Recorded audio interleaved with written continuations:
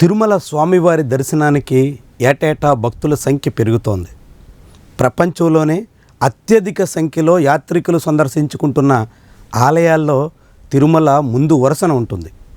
అలాంటి తిరుమల స్వామివారిని భక్తులకు చేరువ చేసే ప్రయత్నం చేస్తాం. సామాన్యులకి దర్శనాల కోసం ఎక్కువ సమయాన్ని అందుబాటులో ఉంచుతాం. విఐపీల కోసం కాకుండా సామాన్యులకే ఎక్కువ సమయాన్ని అందించేదానికి అనుగుణంగా చర్యలుంటాయి. ఇవి చంద్రబాబు నాయుడు ఎన్నికలకు ముందు చెప్పిన మాట. ఎన్నికల ముందే కాదు, ముఖ్యమంత్రిగా బాధ్యతలు స్వీకరించిన తొలినాళ్లలో తిరుమల కొండలపైకి వెళ్ళి అక్కడ స్వామివారి దర్శనాల్లో సామాన్యులకే పెద్దపీట అంటూ స్టేట్మెంట్స్ ఇచ్చారు. కానీ స్టేట్మెంట్స్ అట్లానే ఉన్నాయి, ఆచరణ అందుకు పూర్తి విరుద్ధంగా ఉంది. తాజాగా శ్రీవాణి దర్శనాలకు టోకెన్ల సంఖ్య పెంచారు, 2000కు చేర్చారు.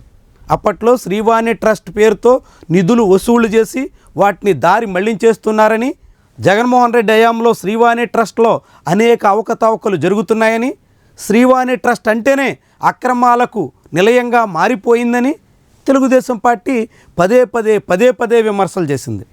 అలాంటి తెలుగుదేశం పార్టీ శ్రీవాణి ట్రస్ట్ను రద్దు చేయకపోగా ఇప్పుడు శ్రీవాణి ట్రస్ట్లో టోకెన్ల సంఖ్యను అదనంగా రెట్టింపు చేస్తూ సామాన్యుల కోట తగ్గించే ప్రయత్నం చేస్తోంది.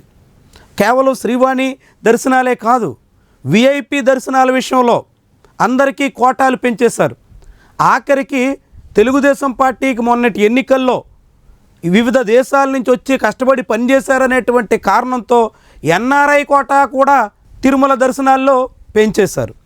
ఎన్ఆర్ఐలే కాదు, వారంలో అన్ని రోజుల పాటు కూడా ఎమ్మెల్యేలకి, ఎమ్మెల్సీలకి, మంత్రులకి, ఐఏఎస్ అధికారులకి, ఇలాంటి వాళ్ళందరికీ రికమెండేషన్ లెటర్లు అనుమతించేలా అవకాశం కల్పించారు. గతంలో జగన్మోహన్ రెడ్డి హయాంలో వీకెండ్స్లో, ముఖ్యంగా సాటర్డే సండే ఈ లెటర్లు చెల్లుబాటు కావు అనే నిబంధన తీసుకొచ్చారు.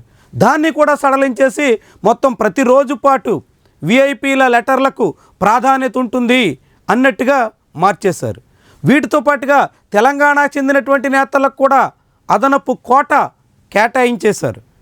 ఇక టీటీడీ బోర్డు సభ్యులకైతే భారీ మొత్తంలో రికమెండేషన్ లెటర్లకు అవకాశం ఇచ్చేస్తున్నారు.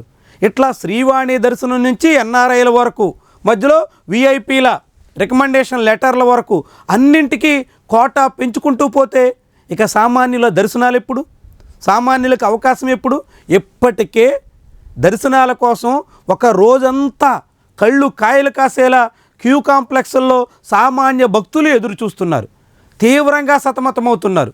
స్వామివారి దర్శనం కావాలంటే ఎన్ని గంటల పాటు వేచి చూడాలో అనేటంత అనుమానం కలుగుతోంది. రద్దీ ఉండేటువంటి సమయాల్లో, ముఖ్యంగా వేసవికాలం, బ్రహ్మోత్సవాలు ఇలాంటి సమయాల్లో అయితే ఒక రోజు దాటిపోతోంది. 24 గంటలు దాటి కూడా క్యూ లైన్లో వేచి చూడక పరిస్థితి సామాన్యులది. అలా సామాన్యులు గంటల కొద్దీ స్వామివారి దర్శనం కోసం, అది కూడా కొన్ని సెకండ్ల పాటు, చాలా తక్కువ సమయం మాత్రమే సామాన్యులకి అందుబాటులో ఉంటుంది. ఆ కొన్ని సెకండ్ల కోసం గంటల కొద్దీ, ఇంకా చెప్పాలంటే రోజులు దాటి కూడా వేచి చూడాల్సిన పరిస్థితి వస్తుంటే విఐపీలకి ఇంత పెద్ద మొత్తంలో కోటాలు పెంచుతూ, టోకెన్లు అదనంగా ఇస్తూ, వాళ్ళకే అన్ని రకాల అవకాశాలు కల్పిస్తూ ఇక తిరుమల స్వామివారిని సామాన్యులకి దూరం చేసే ప్రయత్నం చేస్తున్నారా? జగన్మోహన్ రెడ్డి హయాంలో సామాన్యులు అనేక అవస్థలు పడుతున్నారు అంటూ విమర్శలు చేసి ఇప్పుడు విఐపీలకి పెద్దపీట వేసే, విఐపి కల్చర్ని ప్రోత్సహించే ఈ సంస్కృతి దేనికి సంకేతం? కేవలం తిరుమలలో ఆదాయం పెంచుకునే పేరుతో శ్రీవాణి ట్రస్ట్ అంటూ 10,000 రూపాయలు ఇచ్చిన ప్రతి ఒక్కరికి దర్శనం ముందు పీటన కల్పించేసేదానికి సిద్ధమైతే ఇక సామాన్యుడు ఏం కావాలి? సామాన్యులు ఎన్ని గంటల పాటు ఎదురు చూడాలి?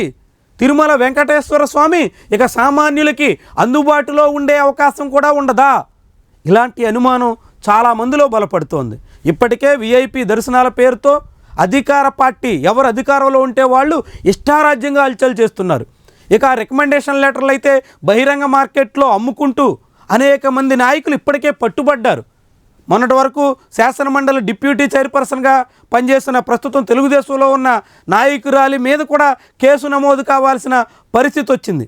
ఇట్లా ఎమ్మెల్సీలు ఎమ్మెల్యేలు అందరూ తమ రికమెండేషన్ లెటర్ని బహిరంగంగా తిరుమలలో అమ్ముకుంటూ సామాన్యుడికి ఇంకా దర్శనం ఎప్పుడు అనేటువంటి అనుమానం రేకెత్తిస్తుంటే తిరుమల సామాన్యులు ఏం కావాలి?